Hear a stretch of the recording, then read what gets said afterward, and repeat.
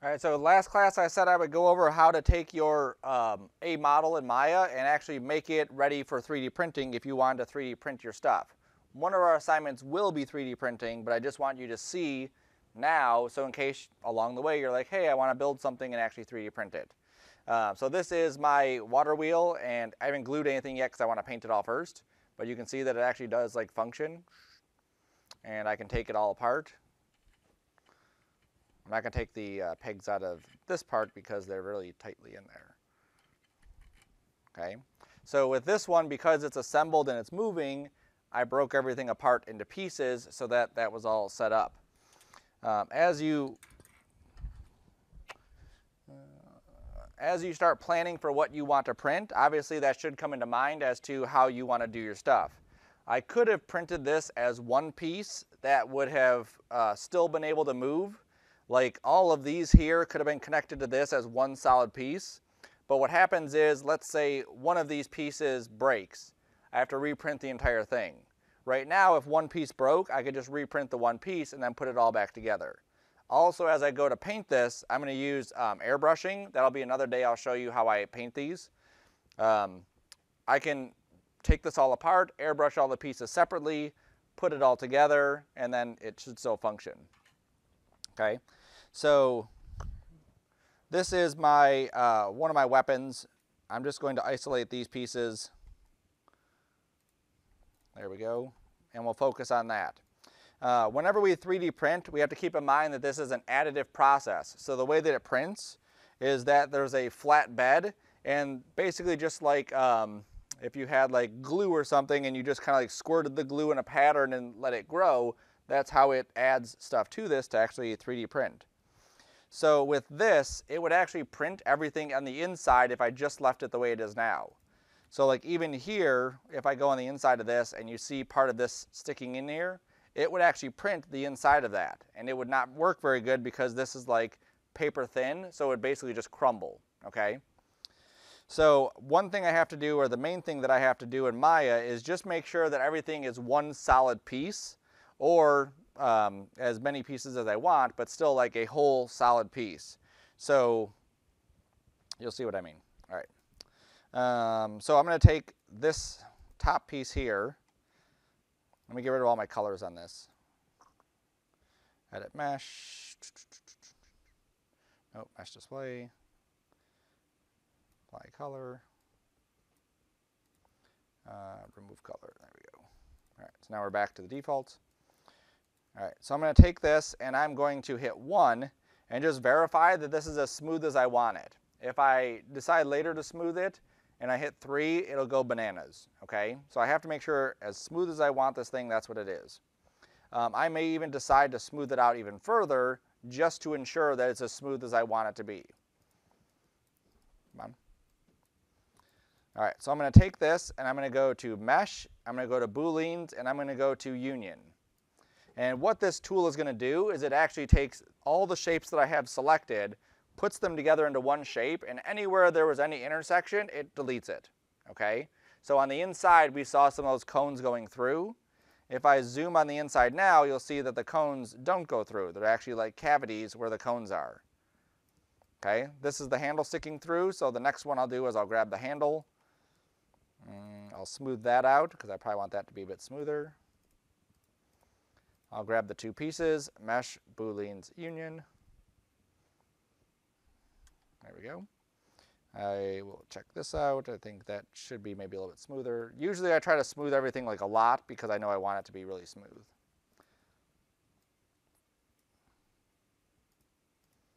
There we go. And then this part here, before I smooth it, I need to make sure that it's touching it, or before I Booleans it. If it's not touching and I do it, what will probably happen is they'll be together, but they won't be touching. And then when I go to 3D print this, there will actually be like a gap between those two surfaces, okay? So somehow, somewhere, I have to make sure that this is touching. So I'm just going to grab one of those edge loops that goes around it, scale it down. That's good. And then go to smooth on here. Cool. I just want to verify all the way around that it is still touching.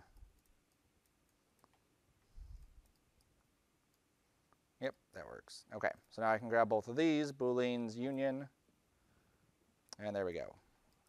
Now this is, if you've ever used booleans before in maybe another 3D software, sometimes it works perfectly and sometimes it doesn't. This case, it stopped working, okay? Never use booleans for actual modeling stuff. We only use it for this kind of thing. So that disappeared. So I hit undo. Uh-oh. Oh, I'm still in isolate. No, that should still work. Maybe it should work. We'll find out. All right, let me try it again. Mesh, booleans, union. I'm going to unisolate. Yep, it's gone. All right. I'm going to delete the history on it, and then try that again. Mesh, booleans, union. Nope, it's not liking it at all.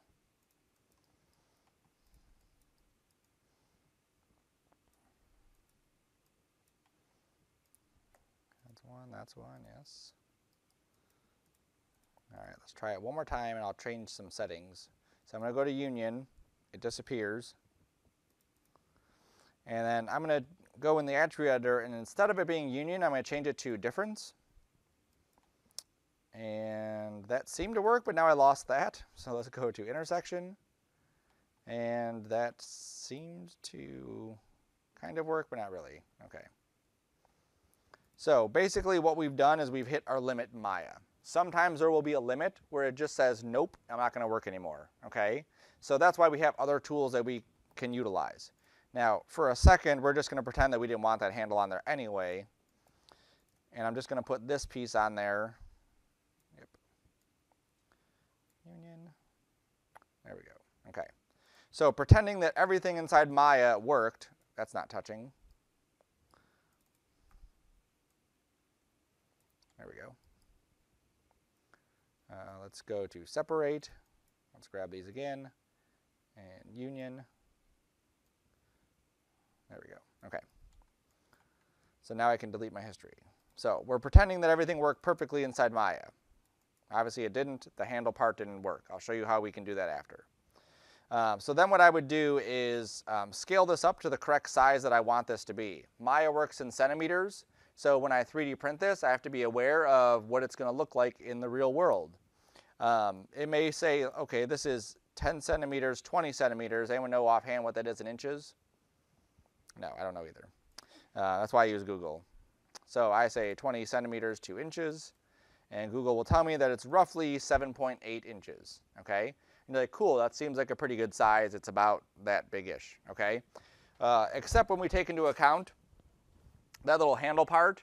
So the 3D printer will print stuff like this. This is roughly like, I don't know, 2 millimeters or 3 millimeters. And so you can see how flexible this is. If that handle is smaller than that, there's a very good chance that it'll just snap off and it just won't work, okay? So when you have super fine detail, 3D printing is not the solution for it. Sometimes you just have to make it bigger, and in some cases you can't. Like our limit on printing stuff is 10 inches. That's how big the printer can go. We can't print something 10 inches because it would literally take 24 or 48 hours to print and cost about $100.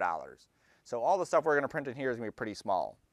So I could say, well, maybe I don't want to use that strap on there, so I would just delete the strap before I, booleans it in there. But we're going to pretend that everything is exactly the way we want it. If you're unsure of how big something is, you can go to Create, Measure Tools, and use the Distance tool. And what I do is I go to my top view, I click a point here, I go to the end of this, I click a point there, and it says this is 26.2 centimeters long. So then I would know that's how big that is. If I want to see how big that strap area is, let me switch to my side view. There it is. So I will just grab an area here and an area there. Come on. It didn't like it up there and down there, so I had to move it. There we go. Okay. So this is roughly 0.04 centimeters. Okay, which is about 4 millimeters, which is like super duper tiny, right? So it probably wouldn't work. It would probably just snap off. You could always chance it with like little pieces like this. On my water wheel here, these bars I made sure were pretty thick so that they wouldn't bend or break.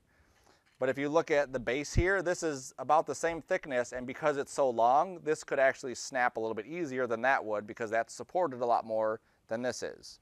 So as you print, you'll kind of get an idea for stuff that works and stuff that doesn't. Cool. So let's pretend that this is the exact size we want, or we'll make it a bit smaller, and then just move these locators to the size here so we can see how big this is going to be.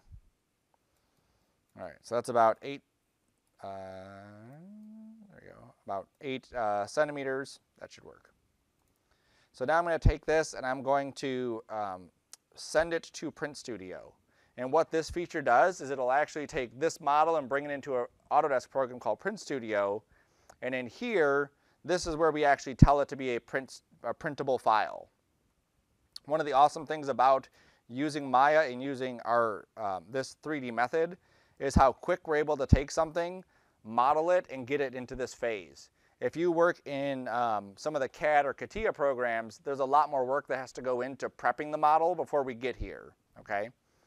So all I have to do is I center it, I move it to the build surface, and then I will export it out.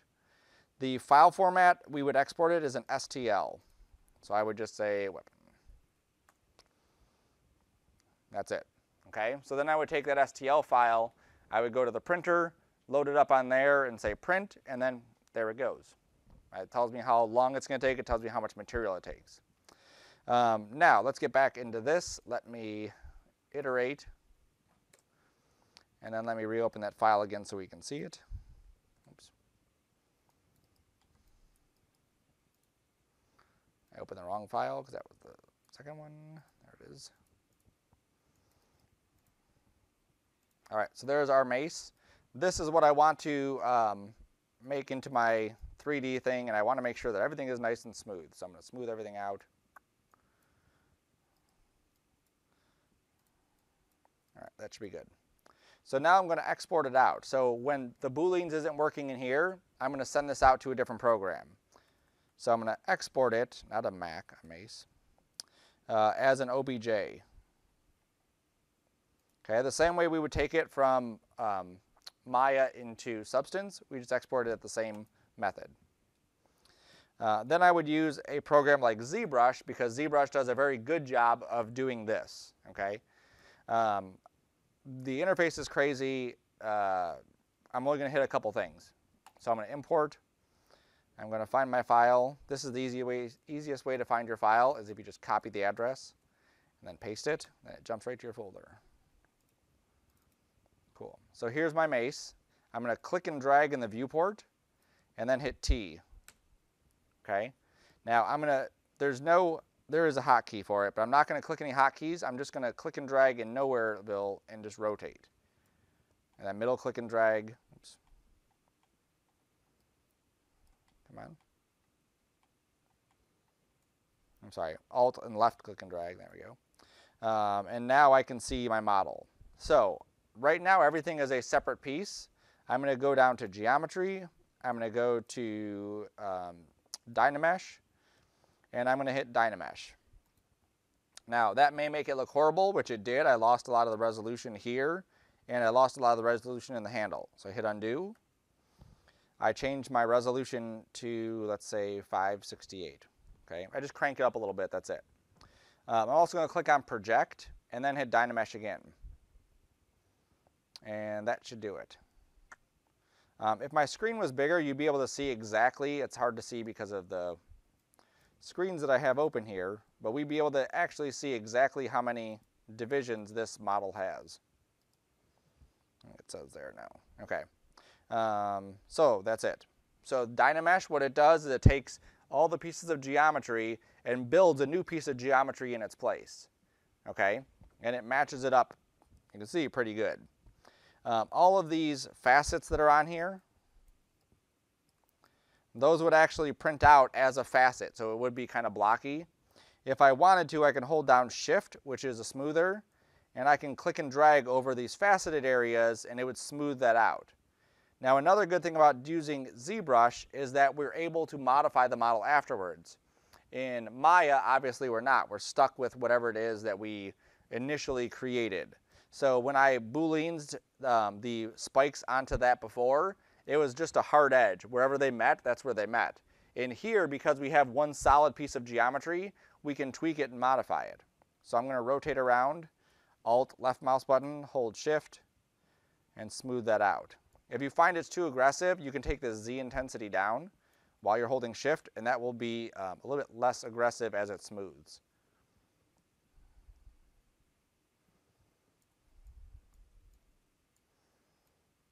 Okay, so a lot of these areas I don't need to worry about too much. It's mainly this area where it really is blocky. Maybe I'll smooth that out too on the handle. There we go. Now, just so you can see, if I go to polyframe here, this is what it looks like. So the wireframe is gone. Our nice wireframe we had set up in Maya is no longer there. When it rebuilds the geometry, it builds it with like crazy wireframe or crazy points all over the place. If I go back to that Dynamesh area and I increase this resolution, that will increase the amount of divisions there, allowing me to add more detail to certain areas.